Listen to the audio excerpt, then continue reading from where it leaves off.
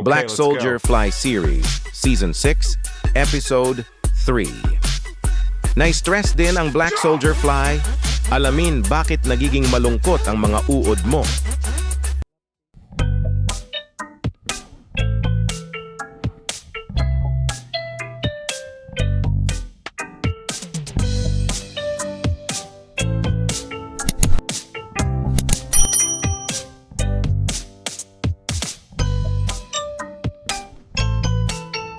Hello! Ako po si Bella at kasama ko po ang aking boyfriend na si Gab.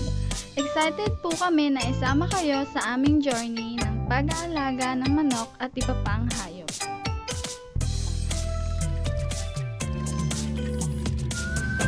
Alam mo ba, hindi lang tao ang marunong ma-stress. Kahit ang mga Black Soldier Fly larvae may mga araw din na parang ayaw ko kumain, ayaw ko gumalaw. O, seryoso to, na-stress din sila. At minsan, pag hindi mo alam kung bakit, bigla ka na lang magtataka kung bakit ang bagal ng growth nila o kung bakit parang ang dami mong namamatay na larvae. So sa episode na to, pag-uusapan natin ang stress ng BSF. Ano ang dahilan, paano sila naapektuhan, at ano ang mga senyales na kailangan mong bantayan. Ako si Gab at ito ang RG Surigao. Tara, kwentuhan muna tayo tungkol sa mga uod na may feelings. Part 1. Ang mood ng BSF. Una sa lahat, hindi literal na may emosyon ng BSF, pero may stress response sila katulad ng mga hayop at halaman. Kapag hindi tama ang paligid, temperatura, pagkain o ilaw, nagre-react sila. At yung reaction na yon, nakikita mo sa behavior nila. Minsan parang okay naman, pero sa loob-loob nila, Gab, mainit na dito, tulungan mo naman ako. Part 2. Init at lamig. Ito ang number 1 dahilan ng stress.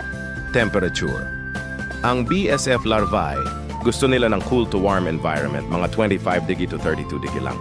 Kapag sobrang init, parang tayo rin, napapagod, nawawalan ng gana at natutuyo. Kapag sobrang lamig naman, humihina ang metabolism nila. Ayun, hindi kumakain, hindi gumagalaw, parang nakatulala lang sa lalagyan. Kaya kung mapapansin mo, kapag tag-init sa Pilipinas, mas mabilis silang kumain pero mas mabilis din silang mamatay kung walang shade or moisture control. Tip ni Gab, lagyan mo ng banayad na lilim at damp soil. Huwag mong ibilad sa araw dahil kahit BSF iyan, may limit din ang kaya sa init. Part 3. Diet stress. Next, pakain stress. Kapag puro oily, spicy o acidic waste ang pagkain nila, magre-react yan. Hindi nila kaya ang sobrang asin, suka o mantika.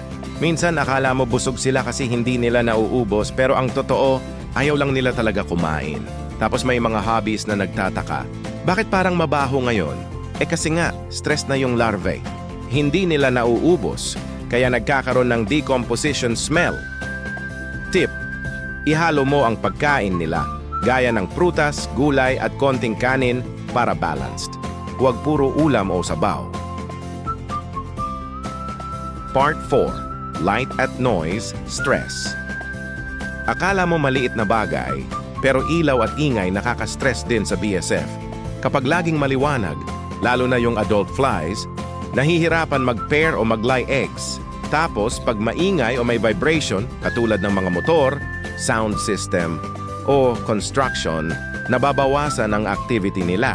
Isipin mo parang gusto nilang sabihin, Gab, gusto ko lang ng tahimik na lugar. Hindi ko mahanap yung forever ko dito sa ingay mo. Kaya kung may fly cage ka, ilagay mo sa medyo tahimik at hindi abala ng tao. Simple lang yung kailangan nila. Peace of mind. Part 5. Humidity stress. Ito pa, sobrang tuyo o sobrang basa. Pag masyadong dry, hindi sila makagalaw ng maayos, nauuhaw, o natutuyo. Pero pag masyadong basa, madaling magkabakterya at mabulok ang food waste. Tapos maya-maya lang, uy, ang dami kong namamatay na larvae. Ang tamang kondisyon, yung parang moist na lupa. Hindi tuyo, hindi basa. Tama lang na kaya mong hawakan ng hindi tumutulo. Yan ang comfort zone ng mga larvae mo. Part 6. Mga senyales na stressed ang BSF. Paano mo malalaman na nai-stress sila? Ito ang mga palatandaan, mabagal kumain o hindi kumakain. Tumitigil gumalaw kahit may pagkain. Namumutla o parang dry ang katawan. Biglang may amoy na hindi normal. At ang daming namamatay o nagiging dark at shriveled. Kapag napansin mo to, pause ka muna. I-check mo environment mo. Baka naman hindi sila tamang alaga, bro. Part 7. Stress Management 101. So, paano mo maiiwasan to? Simple lang. Panatilihing stable ang temperature at humidity. Bigyan ng tamang pagkain. Huwag laging galawin o istorbohin. At pinaka-importante, observe mo sila araw-araw. Kapag alam mo na yung ugali ng mga larvae mo, madali mong maramdaman kung may mali. Parang pet lang din. Kapag tahimik sila, baka masaya. Kapag nagkakagulo, baka may problema. So ayan, mga ka-RG Surigao, oo, totoo pala. Nai-stress din ang black soldier fly. Kaya kung gusto mong mas maging healthy, mabilis at productive ang mga uod mo, alagaan mo rin ang environment nila. Dahil minsan ang simpleng lilim, tamang pagkain at kaunting pahinga, yan na ang sagot para maging happy larvae sila. Ako si Gab at ito ang RG Surigao. Kung gusto mong mas lalong mapalalim ang alaga mo, abangan mo sa episode 4.